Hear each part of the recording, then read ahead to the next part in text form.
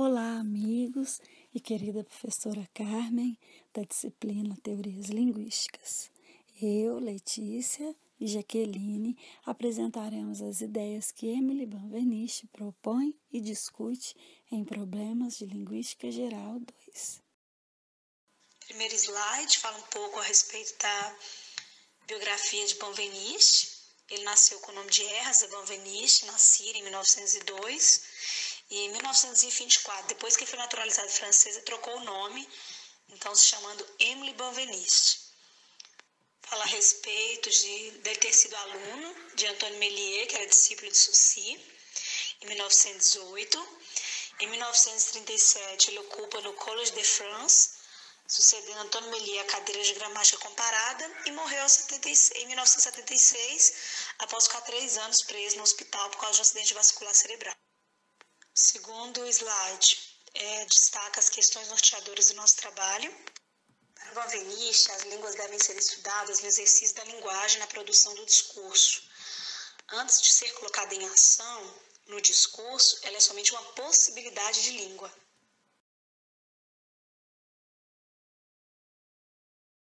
Da mesma forma que o sujeito só se torna sujeito a partir do seu discurso, que seria a questão da subjetividade. Então, na página 68, nós encontramos, quando ele diz que todo homem se coloca em sua individualidade, enquanto eu, por oposição a tu e a ele. Eu trouxe do livro Problemas... nós pegamos uma citação do livro Problemas de Linguística Geral 1, em que ele conceitua essa questão da subjetividade, em que ele afirma que o eu se refere ao ato de discurso individual no qual ele é pronunciado e se designa o locutor. É um termo que não pode ser identificado a não ser dentro do que no outro passo chamamos uma instância de discurso, que só tem referência atual. A realidade a qual ele remete é a realidade do discurso, é na instância do discurso na qual eu designo o locutor que se anuncia como sujeito. Dessa forma, para Benveniste, o homem só tem consciência de si mesmo quando ele se coloca como eu do seu discurso. Isso só é possível por contraste, já que o emprego do eu implica o emprego de uma outra pessoa, que é o tu. Então, ao se dirigir ao outro, ao tu, o homem se vê como o eu do seu discurso. Dessa forma, ele conclui que é no discurso que o homem é constituído como sujeito. Da mesma maneira que é no discurso que a língua se torna língua. Dessa maneira, toda vez que o sujeito se anuncia como eu do seu discurso, por mais que ele repita algo 1000 vezes, nunca será o mesmo sujeito, tampouco o mesmo discurso. Então, uma nova pessoa se forma, um novo discurso se forma. Importante lembrar que, fora do discurso, o pronome é senão uma forma vazia. Então, ele só vai ganhar sentido dentro do discurso.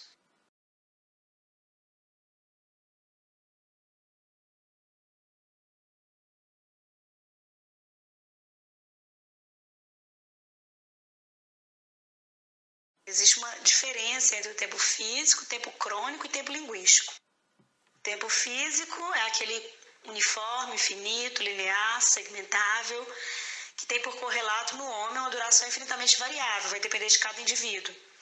E do tempo físico e do seu correlato psíquico, temos o tempo crônico, que é o tempo dos acontecimentos. Geralmente consideramos de tempo aquele que reflete a continuidade dos acontecimentos, que seria essa ideia do tempo crônico. Quer dizer que tudo está no tempo, exceto o próprio tempo. Porque o tempo que nós consideramos e tentamos objetivá-lo é o tempo socializado, que é o tempo do calendário, que é o tempo crônico. Então, a gente tem lá a condição estativa, a condição diretiva e a condição mensurativa. O que seria essa ideia da condição estativa? É aquela que marca para a gente um ponto zero, o nascimento de Cristo. Então, marcou o ponto zero. Depois vem a estativa. Essa é a estativa. Depois temos a diretiva, que é aquela que, vamos dizer, antes de Cristo, então, e depois de Cristo. É um eixo de referência. E a mensurativa é aquela que divide, então, os dias, os meses, os anos, minutos, e por aí vai. Esses são pontos de referência que dão posição objetiva dos acontecimentos. Então, o cômputo dos intervalos ele é fixo e imutável. dentro desse tempo crônico. Então, o tempo crônico ele é fixado no calendário e ele é estranho ao tempo vivido e não pode coincidir com ele. Por quê? Porque nós temos a tendência a considerar, então, o tempo para nós, que é o tempo dos acontecimentos, como tempo crônico. E Benveniste vai dizer, então, que existe o tempo linguístico e é que somente na língua é que se manifesta a experiência humana do tempo. E essa língua se manifesta através de quê? Do discurso no ato da enunciação. A linguística está associada à produção do discurso, tem seu centro no presente da instância da fala. Então, o locutor ele se situa como presente, tudo que aí está implicado em virtude da forma linguística que ele emprega. A linguagem ela dispõe de uma única expressão temporal, que é o presente.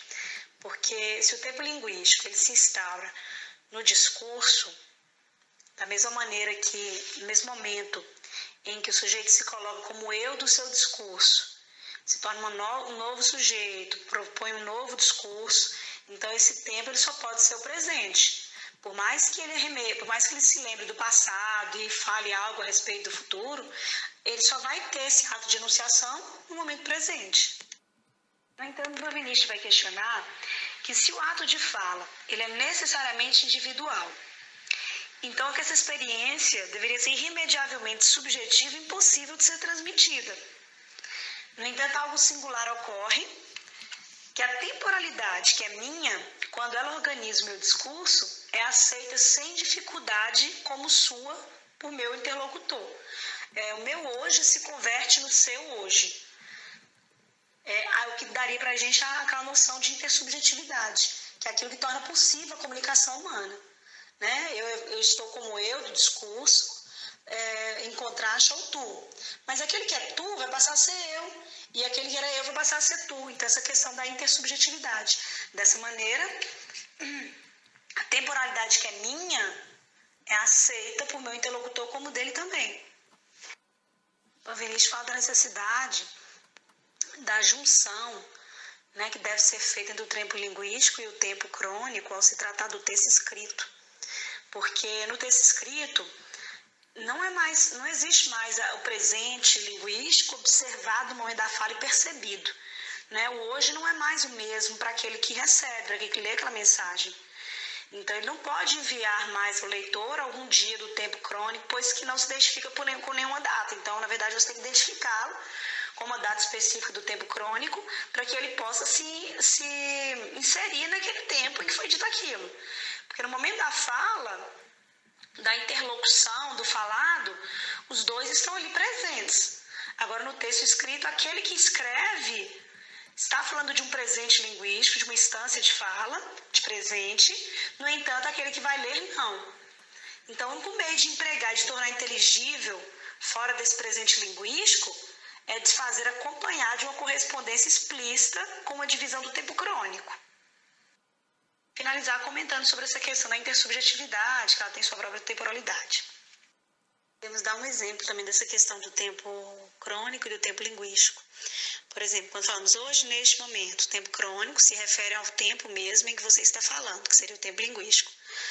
Mas aí, para você tornar isso inteligível, fora do tempo presente, é preciso colocar uma divisão explícita do tempo crônico. Por exemplo, hoje, dia 4 de junho de 1900 e tal. Então, você tem que colocar datas para a pessoa se situar. Agora, vamos falar um pouquinho a respeito do capítulo 5. De acordo com o Benveniste, o emprego das formas geralmente é compreendido como um conjunto de regras, né? Fixando as condições sintáticas, nas quais essas formas devem aparecer ou normalmente aparecem. No entanto, essas condições de emprego das formas não são idênticas às condições de emprego da língua, uma vez que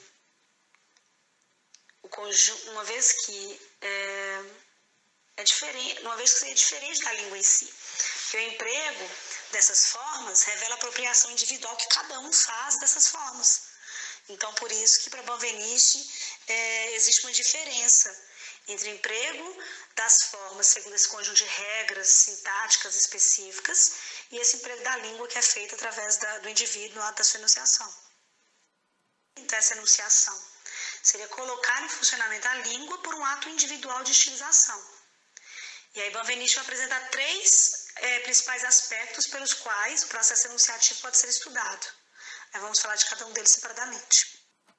Então, primeiro é a realização vocal da língua, que diz respeito aos sons e à variedade fonética. Ele vai dizer que, por mais que um sujeito repita os mesmos sons várias vezes, jamais serão reproduzidos exatamente iguais. Então, que a noção de identidade não é senão aproximativa, mesmo quando a experiência é repetida no detalhe.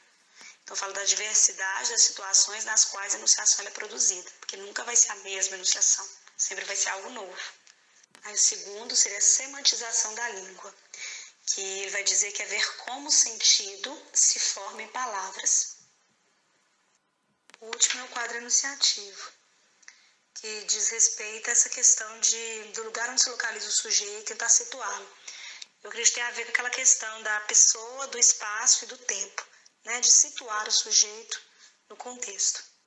Quem fala, com quem fala, de onde ele fala e de quando que ele fala. Né? Observar essas características, e que nunca são fixas, né? Elas estão em constante modificação.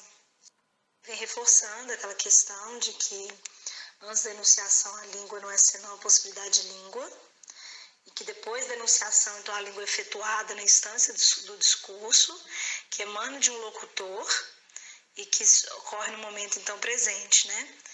Que essa enunciação, ela suscita uma outra enunciação de retorno, por isso é considerado reversível, porque aquele que é eu naquele momento pode ser tu depois.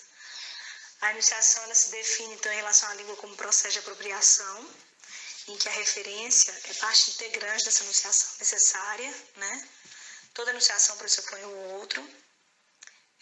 Como a enunciação é aquele ato individual de fala, é na instância do discurso, no momento presente, então é da categoria do presente que nasce, então, é a categoria do tempo.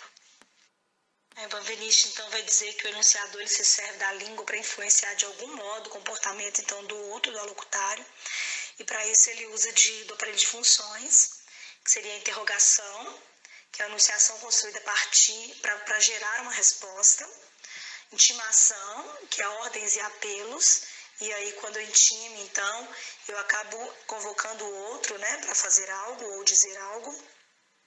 A asserção, que é a manifestação mais comum da presença do locutor na enunciação. Eu entendi como aquela maneira dele se colocar como sujeito. Eu sou a Jaqueline, né, estudante de pós-graduação, do curso de estudos linguísticos, da UFO. É uma forma de você se fazer conhecido, de se mostrar como sujeito, né, de lembrar o outro quem você é, de se situar nesse discurso. Ele vai dizer, então, que o que caracteriza a enunciação é a acentuação da relação discursiva com o parceiro, seja este real ou imaginado, individual ou coletivo. Então, o quadro figurativo então, de enunciação, ele pressupõe o outro, né? Como forma de discurso, essa enunciação coloca duas figuras igualmente necessárias, uma que é a origem, a outra que é o fim da enunciação. É o que seria considerado, então, a estrutura do diálogo. Essa questão de que o tu evoca, de que o eu sempre evoca o tu. Encerramos o capítulo 5 com algumas conclusões que acho que seria interessante lê-las, né? Como uma ideia de fechamento.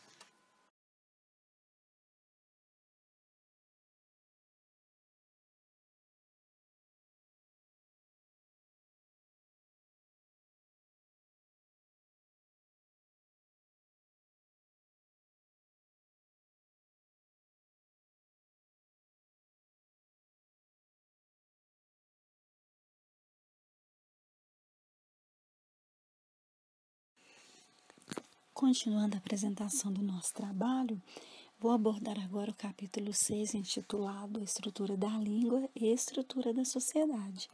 Importante ler, então, o primeiro parágrafo da página 93, onde Benveniste assim inicia.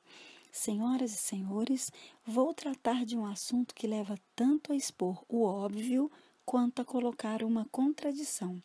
Trata-se, na verdade, de examinar as relações entre duas grandes entidades, que são, respectivamente, a língua e a sociedade. Nesse sentido, então, percebemos o óbvio versus a contradição, compreendendo então as relações entre a língua e a sociedade. Nesse sentido, é importante conceber a ideia, segundo Benveniste, que uma implica a outra nessa relação, língua e a sociedade. Ambas nasceram em conjunto e ambas nasceram da mesma necessidade.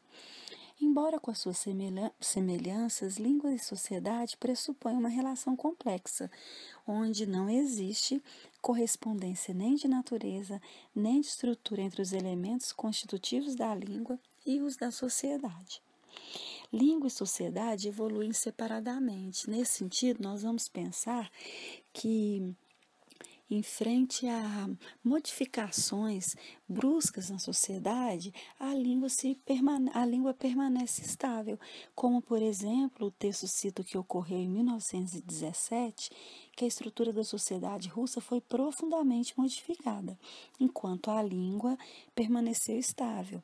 Obviamente, entendemos que ocorre mudança, sim, na língua, mas de uma maneira gradativa e processual, não tão brusca quanto que ocorre na evolução da sociedade.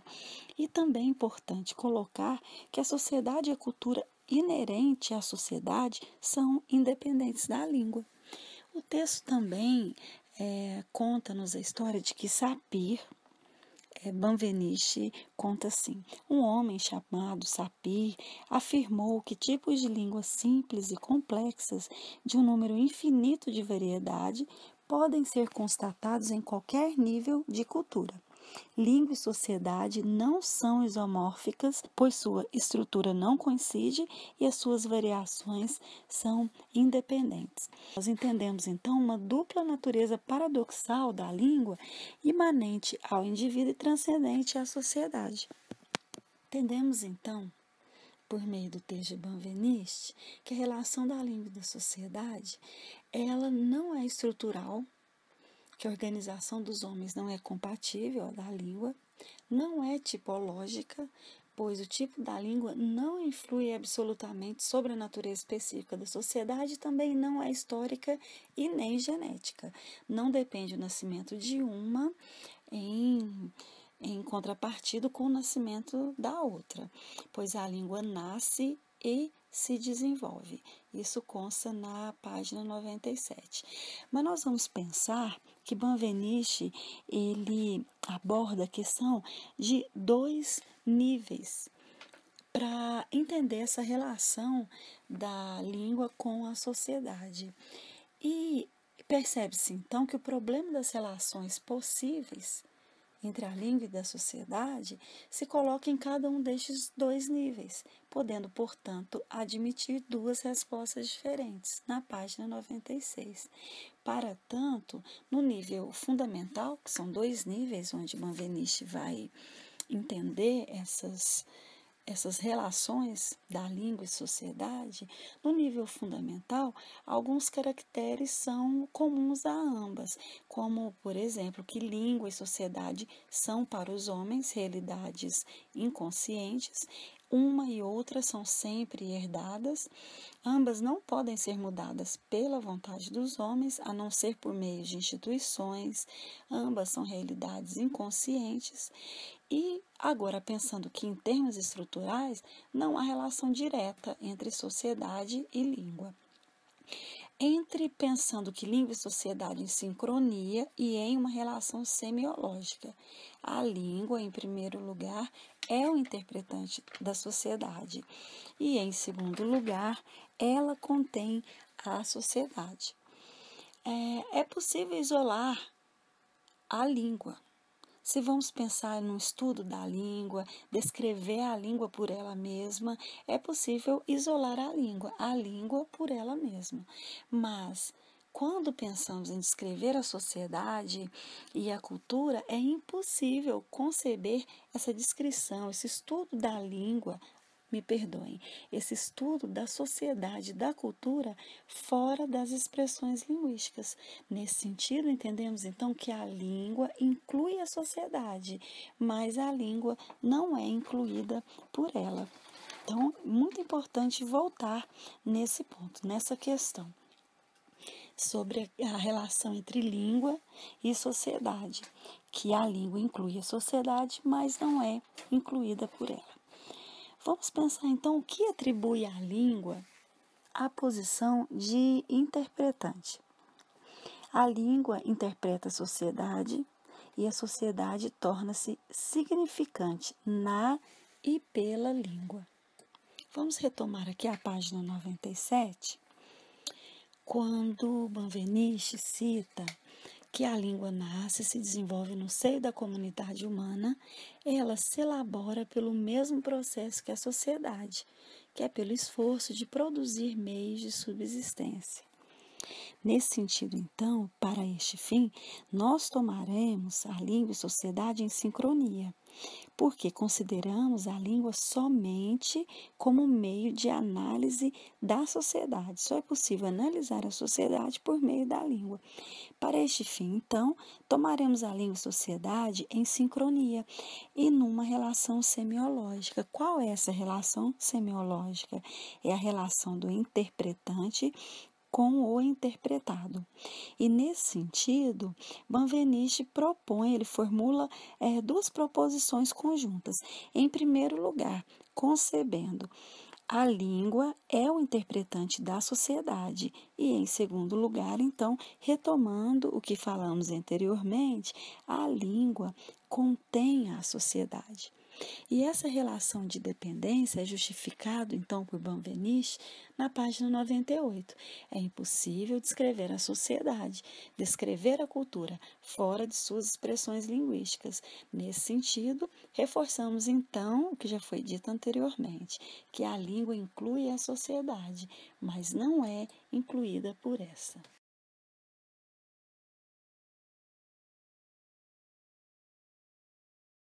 Prosseguindo, a diferença de natureza da língua e da sociedade leva à impossibilidade de poderem coexistir em condição de homologia. Ora, se são de natureza diferente, eles não podem ser mutuamente interpretantes um do outro, nem ser conversíveis um no outro, pois as mudanças da sociedade não são diretamente refletidas na língua. E o sistema da língua muda segundo uma dinâmica mais lenta e gradual, dado o peso da coletividade. Benveniste, então, nos coloca uma questão: o que atribui à língua a posição de interpretante? A língua é instrumento de comunicação que é e deve ser comum a todos os membros de uma sociedade. Página 99, no primeiro parágrafo. Entendemos que a língua interpreta a sociedade. A sociedade torna-se significante na e pela língua. A língua é um instrumento de comunicação ou da comunicação, porque ela está investida de propriedades semânticas, funciona como uma máquina de produzir sentido, em virtude de sua própria estrutura. E a natureza e a experiência do homem, que Benveniste ele chama sociedade, tem um instrumento próprio para a sua interpretação, que é a língua. Voltamos então à afirmação de que a língua interpreta a sociedade para Benveniste. Somente o que se converte em palavras, o que se reduz em palavras pode ser compreendido, pode ser interpretado. Voltando ainda à questão de que a língua interpreta a sociedade, porque é a língua que dá sentido ao que é vivido pelo homem. É a língua, o que faz diferente, o que dá ao homem a condição do ser humano. É por meio da língua que dá sentido ao que é vivido pelo homem. E retomando ainda a afirmativa de que é a língua que interpreta a sociedade, é ela que fornece o instrumento linguístico. Nada pode ser compreendido que não tenha sido reduzido à língua. E Benveniste também coloca a condição de metalinguagem e metasociedade. A língua engloba a sociedade de todos os lados Cada um fala a partir de si, porque para cada falante o falar emana dele, retorna a ele. Cada um se determina como sujeito com respeito a outro e a outros. E a língua, ela fornece um instrumento linguístico que assegura o duplo funcionamento subjetivo e referencial do discurso, com uma distinção indispensável entre o eu e o não eu. Então, para Benveniste, somente o que se converte em palavras, o que se reduz em palavras pode ser compreendido, pode ser interpretado. É a língua, então, nesse sentido, que ela dá sentido ao que é vivido pelo homem, porque a língua, ela faz parte, ela é inerente à prática humana. Revela o uso particular que grupos ou classes de homens fazem da língua, as diferenciações que daí resultam no interior da língua em comum, e ainda pensamos a questão de que nada pode ser compreendido que não tenha reduzido, que não tenha sido reduzida a língua, e na questão ainda que Benveniste coloca sobre que existe uma metalinguagem, mas não existe uma metasociedade. Então pensamos que a língua, ela engloba a sociedade de todos os lados, que cada um fala a partir de si, pois ela é um instrumento da comunicação ou da comunicação, e a língua, ela ainda possui duas propriedades, são inerentes a ela, que é constitutiva de sua natureza, de ser formada de unidades significantes, constitutiva de seu emprego, de poder arranjar esses signos de uma maneira significante. Cada um fala a partir de si. Para cada falante, falar emana dele e retorna a ele.